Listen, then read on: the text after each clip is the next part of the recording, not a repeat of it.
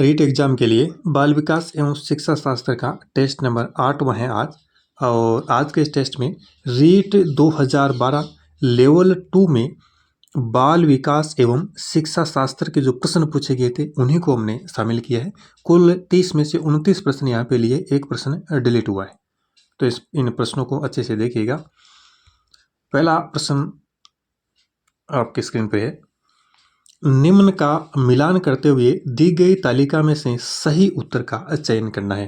कुछ संकेत दिए हुए, जैसे एल में दिया हुआ है बीज अंकुरित होने का अनुभव प्रदान करना, एम भूमिका निर्वाह रोल प्ले, और एन में दिया है परिवार में लैंगिक विभेदीकरण की क्रियाओं का अभ्यास पर वार्तालाप, ओ दुग्धशाला में विभिन्न दूध के उत्पादकों की प्रक्रिया कर बनाना व डिब्बा बंद करना।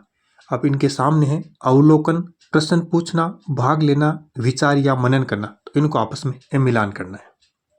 थोड़ा कठिन लेवल का प्रश्न है, तो इसमें ऑप्शन पहला सही माना गया है। एल में 1 यानी अवलोकन, बीज अंकुरित होने का अनुभव प्रदान करना अवलोकन, एम में 3 भूमिका निर्वाह रोल प्ले भाग लेना, और एन में 4 परिवार में लैंगिक विभेदीकरण की क्रियाओं या अभ्यास पर वार्तालाप यानी विचार मनन करना, और ओ में हो गया 1 दुग्धशाला में विभिन्न दूध के उत्पादों की प्रक्रिया कर बनाना व डिब्बा बंद करना। इसको भी अवलोकन में इन्होंने माना है। तो एल में 1, एम 3, एन 4 और ओ 1, उत्तर नंबर 1। अगला प्रश्न देखिए, दूसरा है निम्न का मिलान करते हुए दी गई तालिका में से सही उत्तर का चयन करने। इसमें भी वही है। एल में मन तंग को एक रक्षा तंत्र के रूप में वर्गीकृत कर सकते हैं।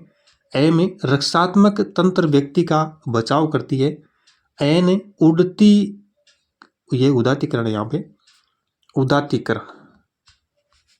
उदातीकरण को रक्षात्मक तंत्र के रूप में वर्गीकृत किया जा सकता है। और ओ में दिया हुआ क्षतिपूर्ति को रक्षात्मक तंत्र के रूप में वर्गीकृत किया जा सकता है। 1 में नकारना, 2 में पलायन, 3 में प्रतिस्थापन और 4 में चिंता। तो इसको भी सम्मिलित करना है। ऑप्शन थर्ड इसमें से माना गया है। तीसरा ऑप्शन एल में 2 मन तरंग को रक्षा तंत्र के रूप में वर्गीकृत कर सकते हैं। इसमें दूसरा पलायन होगा। एम में 4 रक्षात्मक तंत्र व्यक्ति का बचाव करती है, चिंता। और एन में 3 है उदातीकरण को रक्षात्मक तंत्र के रूप में वर्गीकृत किया जा सकता है, प्रतिस्थापन। और ओ में है 3, ओ में भी 3 है क्षतिपूर्ति को रक्षात्मक तंत्र के रूप में वर्गीकृत किया जा सकता है, 3 प्रतिस्थापन। इस प्रकार से इसका उत्तर नंबर तीसरा सही होगा। चलिए अगला प्रश्न देखते हैं। प्रश्न संख्या तीसरा, विकास एक अधिनियम है कि विकास प्रतिमान के विभिन्न काल में खुशी भिन्न भिन्न होती है। इस अधिनियम के अनुसार फर्स्ट ऑप्शन है जीवन का प्रथम वर्ष सबसे अधिक खुशी का काल होता है। ऑप्शन दूसरा देखिए, वय संधि काल एवं जीवन का प्रथम वर्ष भी जीवन का सबसे अधिक खुशी का काल होता है। ऑप्शन थर्ड है वय संधि काल जीवन का सबसे अधिक दुखी काल होता है। और चौथा ऑप्शन है जीवन का प्रथम वर्ष सबसे अधिक खुशी का, वय संधि काल सबसे अधिक दुखी काल होता है। तो चारों में से कौन सा इनमें सही होगा? चौथा ऑप्शन इनमें सही माना गया। फोर्थ ऑप्शन जीवन का प्रथम वर्ष सबसे अधिक खुशी का, और जो वय संधि काल है वह सबसे अधिक दुखी काल होता है। ऑप्शन चौथा इसमें सही होगा। अगला क्वेश्चन देखिए, निम्न में से कौन सी समस्या क्रियात्मक अनुसंधान के लिए उपयुक्त नहीं है? कौन सी समस्या क्रियात्मक अनुसंधान के लिए उपयुक्त नहीं है? फर्स्ट ऑप्शन है हिंदी में 5वीं कक्षा के विद्यार्थियों के लेख में सुधार। दूसरा ऑप्शन है 7वीं कक्षा के विद्यार्थियों के व्यवहार पर लिखित प्रशंसा एवं मौखिक प्रशंसा के प्रभाव का तुलनात्मक अध्ययन। तीसरा ऑप्शन है परंपरागत विधि के ऊपर कंप्यूटर साहित्यिक अनुदेशन का प्रभाव। और चौथा विकल्प है भूगोल के अधिगम में एटलस एवं ग्लोब का प्रयोग। तो क्रियात्मक अनुसंधान के लिए जो उपयुक्त नहीं है उसका हमें चयन करना है। तीसरा ऑप्शन इसमें से होगा थर्ड ऑप्शन, परंपरागत विधि के ऊपर कंप्यूटर साहित्यिक अनुदेशन का प्रभाव। तीसरा ऑप्शन। पांचवा क्वेश्चन, ये प्रश्न देखिए, राजेश बीमारी के कारण 1 महीने तक विद्यालय नहीं गया। 1 महीने तक विद्यालय नहीं गया। जब विद्यालय गया तो उसे जो भाग के लंबे सवालों को करना नहीं आया। कई बार निराशाजनक अनुभवों में असफलता हाथ लगी। लंबे भाग के सवालों को देखते ही वह चिंतित हो जाता। शास्त्रीय अनुबंधन सिद्धांत के मुताबिक संवेगात्मक स्वाभाविक उत्तेजक है। फर्स्ट ऑप्शन है असफलता को लेकर चिंता। ऑप्शन दूसरा है असफलता या भग्नाशा। थर्ड ऑप्शन है लंबे भाग के सवाल। और चौथा विकल्प है लंबे भाग के सवालों को लेकर चिंता। कौन सा इनमें स्वाभाविक उत्तेजक होगा? तो ऑप्शन दूसरा होगा, सेकंड ऑप्शन असफलता या भग्नाशा। आगे चलिए, प्रश्न संख्या 6 देखिए। पृथक कक्षाओं एवं संवर्धन कार्यक्रम का प्रयोग शिक्षा के लिए किया जाता है। किस प्रकार की? प्रतिभाशाली बालकों के लिए। सेकंड ऑप्शन देखिए, निम्न शैक्षिक उपलब्धि वाले बालकों के लिए। थर्ड ऑप्शन है प्रतिभाशाली एवं निम्न शैक्षिक उपलब्धि बालकों के लिए, या इनमें से कोई नहीं। पृथक कक्षाओं व संवर्धन कार्यक्रमों का प्रयोग, तो ऑप्शन फर्स्ट इसमें सही होगा, बिल्कुल प्रतिभाशाली बालकों के लिए। 7वां क्वेश्चन देखिए, व्यक्तिगत विभिन्नताओं से संबंधित निम्न में से कौन सा कथन सही है? व्यक्तिगत विभिन्नताओं से संबंधित इनमें से कौन सा कथन सही है? फर्स्ट ऑप्शन है यदि विद्यार्थियों का बुद्धि स्तर समान है तब भी उपलब्धि में विभिन्नता हो सकती है। सभी बालकों में कुछ भी समानता नहीं होती। व्यक्तिगत विभिन्नताओं के वक्र खींचकर दिखाने पर वह एक दिशा की ओर झुक जाता है। यह व्यक्तिगत विभिन्नताएं वंश क्रम के कारण होती है। तो इसमें ऑप्शन जो फर्स्ट है वो सही है, पहला ऑप्शन। यदि विद्यार्थियों का बुद्धि स्तर समान है तब भी उपलब्धि में विभिन्नता हो सकती है। बुद्धि स्तर अगर समान है फिर भी उपलब्धि में विभिन्नता हो सकती है। ये कथन यहाँ पे सत्य माना गया। अगला प्रश्न देखिए, प्रश्न संख्या 8वां है हमारे सामने। निम्न में से कौन सा शोध का चरण है? कौन सा शोध का चरण शोध को क्रियात्मक अनुसंधान बनाता है? फर्स्ट ऑप्शन है उपकल्पनाओं का निर्माण। सेकंड ऑप्शन है प्रोग्राम का क्रियान्वयन एवं अंतिम मूल्यांकन। और थर्ड ऑप्शन है सामान्यीकरण। चौथा ऑप्शन है शोध आकल्प का परिवर्तन या कठोर होना। शोध का कौन सा चरण क्रियात्मक अनुसंधान बनाता है?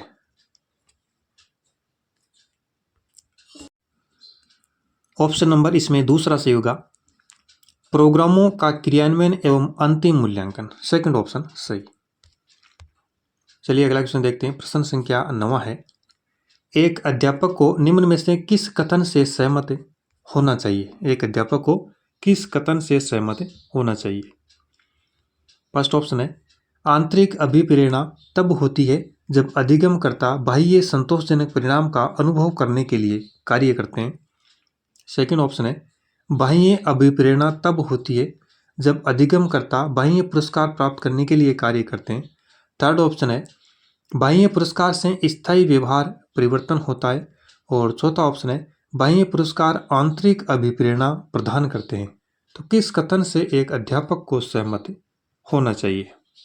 9वां प्रश्न में ऑप्शन सेकंड से होगा, दूसरा ऑप्शन। बाह्य अभिप्रेरणा तब होती है जब अधिगमकर्ता बाह्य पुरस्कार प्राप्त करने के लिए कार्य करते हैं। अगला क्वेश्चन देखिए, 10वां क्वेश्चन है।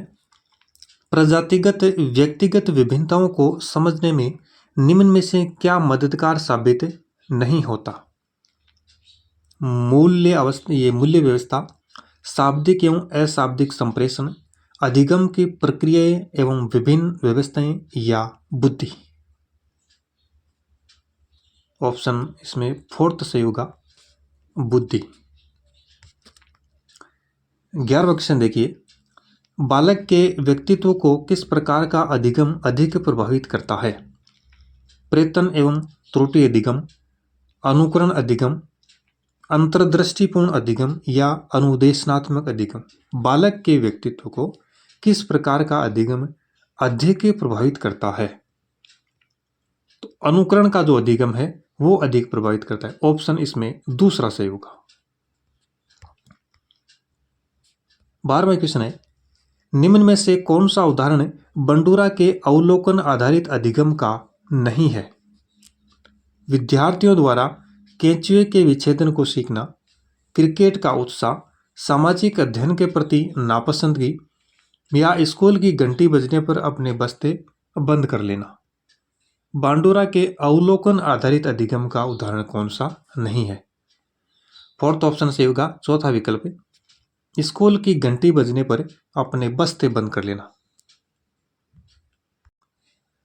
नेक्स्ट है प्रश्न संख्या 13वां देखिए, बालकों का मुफ्त एवं अनिवार्य शिक्षा का अधिकार अधिनियम 2009 में निम्न में से किस पर ध्यान नहीं दिया गया है? फर्स्ट ऑप्शन है अध्यापकों को प्रशिक्षण की सुविधा प्रदान करना, सेकंड ऑप्शन है घुमंतु बालकों के प्रवेश को सुनिश्चित करना, थर्ड ऑप्शन है एकेडमिक कैलेंडर को निर्धारित करना और चौथा ऑप्शन है 14 वर्ष के पश्चात की शिक्षा। तो ऑप्शन चौथा सही होगा 14 वर्ष के पश्चात की शिक्षा। ये विकल्प यहाँ पे गलत है। 14 वर्ष तक जो बालक है उन पर इसमें ध्यान दिया गया है, पश्चात की शिक्षा पर ध्यान नहीं दिया गया है। अर्थात 14 वर्ष के पश्चात जो बालकों को शिक्षा देना है उस पर इसमें इस अधिनियम में ध्यान नहीं दिया गया है। अगला प्रश्न देखिए 14वां, प्राय बालकों की बुद्धि का मापन किया जाता है। फर्स्ट ऑप्शन है अवाच्यिक समूह बुद्धि परीक्षणों के द्वारा, सेकंड ऑप्शन है वाच्यिक समूह बुद्धि परीक्षणों के द्वारा, थर्ड ऑप्शन है अवाच्यिक व्यक्तिगत बुद्धि परीक्षणों के द्वारा या वाच्यिक व्यक्तिगत बुद्धि परीक्षणों के द्वारा बुद्धि बालकों की बुद्धि का मापन किया जाता है। पहला ऑप्शन सही माना गया है अवाच्यिक समूह बुद्धि परीक्षणों के द्वारा। प्रश्न संख्या 15, निम्न में से कौन सा बालकों के अधिगम विकास में सबसे अधिक योगदान देता है? परिवार, समवयस्क समूह और टेलीविजन, परिवार, समवयस्क समूह और अध्यापक, परिवार, खेल या कंप्यूटर, परिवार, खेल एवं पर्यटन। बालकों के अधिगम और विकास में बालकों के एक तो सीखने में और उनके डेवलपमेंट में सबसे अधिक योगदान देता है। सेकंड ऑप्शन से होगा दूसरा विकल्प, परिवार, समवयस्क समूह और अध्यापक। Second option. प्रश्न संख्या 16वां, राष्ट्रीय पाठ्यचर्या रूपरेखा 2005 एनसीएफ 2005 में भारत की धार्मिक एवं सांस्कृतिक विविधता को मनाना, स्त्रियों के प्रति सम्मान एवं जिम्मेदारी का दृष्टिकोण को बढ़ाने के प्रोग्राम का आयोजन एवं वृत्त चित्र तथा फिल्मों को एकत्र करना एवं दिखाना जिनके माध्यम से न्याय एवं शांति में वृद्धि हो को सुझाया गया है, ताकि शांति की शिक्षा दी जा सके, मूल्यों की शिक्षा दी जा सके, नागरिकता की शिक्षा दी जा सके, या इनमें से कोई नहीं। तो क्या इसमें से उत्तर होगा प्रश्न संख्या 16 में? पहला ऑप्शन बिल्कुल राइट होगा, शांति की शिक्षा दी जा सके। प्रश्न संख्या 17, अधिगम निर्योग्यता वाले बालकों में प्रक्रमण संबंधी निम्न में से किस प्रकार की कमी पाई जाती है? फर्स्ट ऑप्शन है संख्याओं संबंधी सूचनाओं को याद करने में समय एवं दिशा की कम समझ, प्राय अत्यधिक सक्रिय व्यवहार, मांसपेशियों पर कम नियंत्रण या कम मानसिक सक्रियता। पहला ऑप्शन सही होगा संख्याओं संबंधी सूचनाओं को याद करने में समस्या एवं दिशा की कम समझ। First option. 18वां क्वेश्चन देखिए, निम्न में से कौन सा कथन मिडिल स्कूल स्तर के विद्यार्थियों के विकास से सहमति नहीं रखता है। फर्स्ट ऑप्शन है सामाजिक व्यवहार उत्तरोत्तर समवयस्क समूह के आदर्शों से प्रभावित होता है। इस अवस्था में अधिकांश बालक तीव्र गति से वृद्धि प्राप्त नहीं करते हैं। बौद्धिक एवं सामाजिक व्यवहार पर स्व प्रभाविता का महत्वपूर्ण प्रभाव होता है और अधिकांश विद्यार्थी विशेष रूप से स्वकेंद्रित हो जाते हैं। तो देखिए इसमें ऑप्शन दूसरा सही होगा। इस अवस्था में अधिकांश बालक तीव्र गति से वृद्धि प्राप्त नहीं करते हैं, यह कथन यहाँ पे गलत है। Second option. नेक्स्ट प्रश्न देखिए 19वां क्वेश्चन है, निम्न में से कौन बुद्धि परीक्षणों के दुरुपयोग का संकेत देता है। उन्नति के लिए मापन में सहायक बुद्धि लब्धि का लेबल बालकों पर लगाकर अध्यापक अपनी अकुशलता को छिपाते हैं। बालकों को वर्गीकृत करने में या अधिगम प्रक्रिया को बेहतर बनाने में बुद्धि परीक्षणों के दुरुपयोग का संकेत। ऑप्शन दूसरा इसमें से होगा सेकंड ऑप्शन।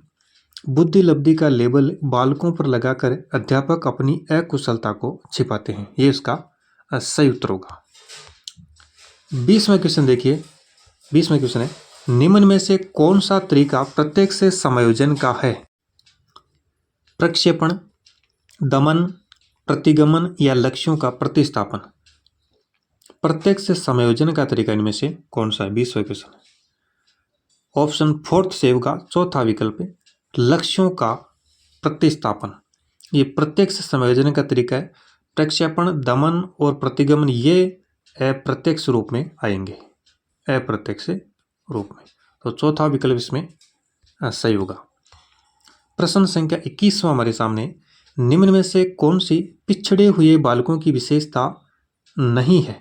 पिछड़े बालकों की विशेषता।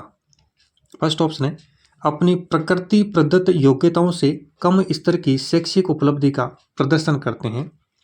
सेकंड विकल्प है सामान्य विद्यालय कार्य के साथ में गति नहीं रख पाते, अपनी आयु के बालकों से काफी पीछे और कम बुद्धि रखते हैं।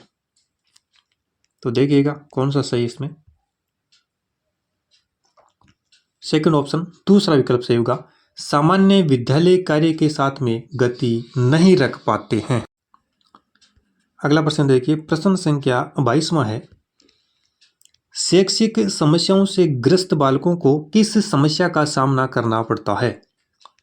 कान व उससे जुड़ी नसों का सही प्रकार से काम नहीं करना, भाषा के बोलने में असामान्यता का होना, मानसिक सक्रियता का कम होना और व्यवहारिक एवं सामाजिक बुद्धि में कमी का होना।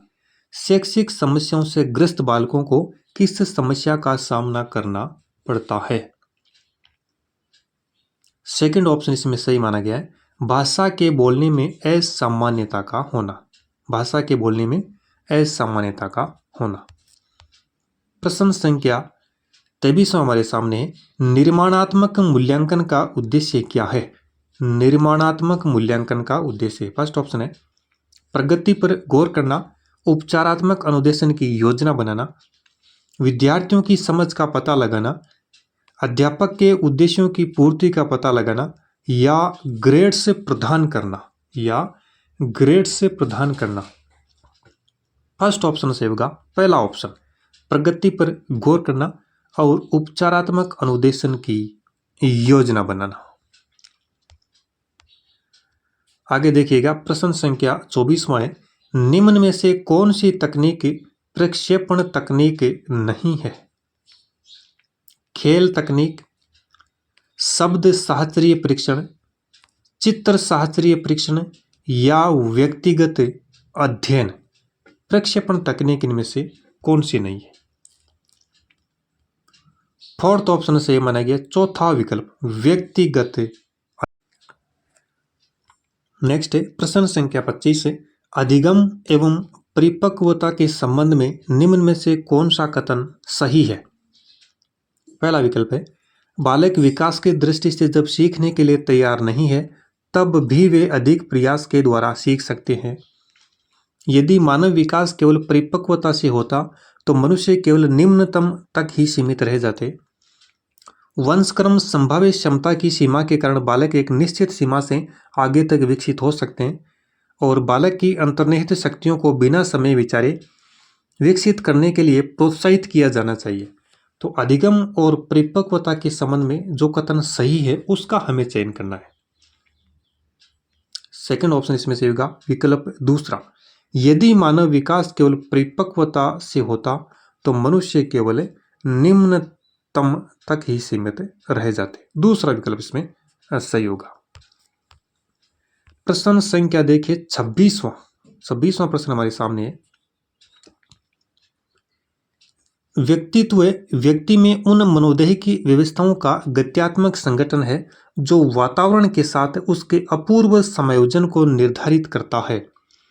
व्यक्तित्व की यह परिभाषा किस मनोवैज्ञानिक ने दी है?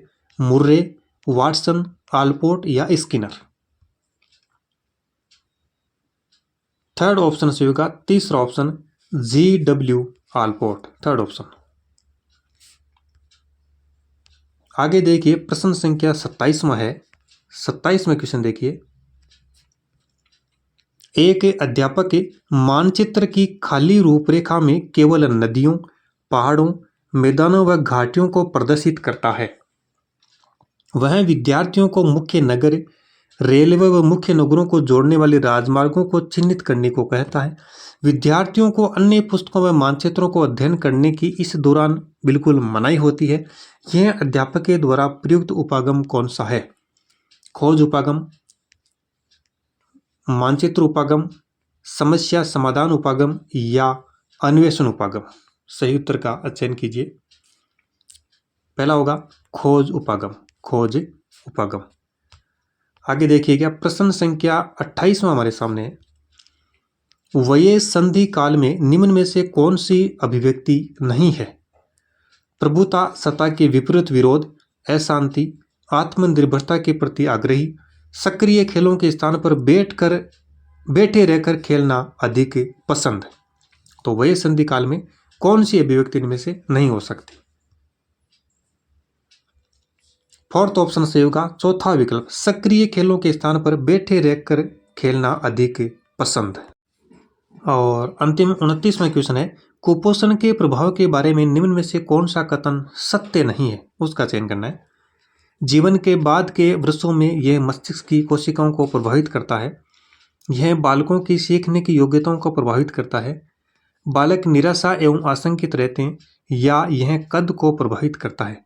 कुपोषण के प्रभाव के बारे में तो इसमें देखिएगा विकल्प जो तीसरा है वो इसमें सही उत्तर माना गया है। बालक निराशा व आशंकित रहते हैं, यह कथन यहाँ पे सत्य नहीं है। तो ये कुल 29 प्रश्न थे। रीट एग्जाम आर्टेट का जो 2012 में हुआ था, थोड़े से अच्छे लेवल के यहाँ पे प्रश्न थे इसमें। तो इन प्रश्नों को आप अच्छे से देखिएगा और आगे के एग्जाम्स के लिए इनके आधार पर अपनी तैयारी कीजिएगा। धन्यवाद।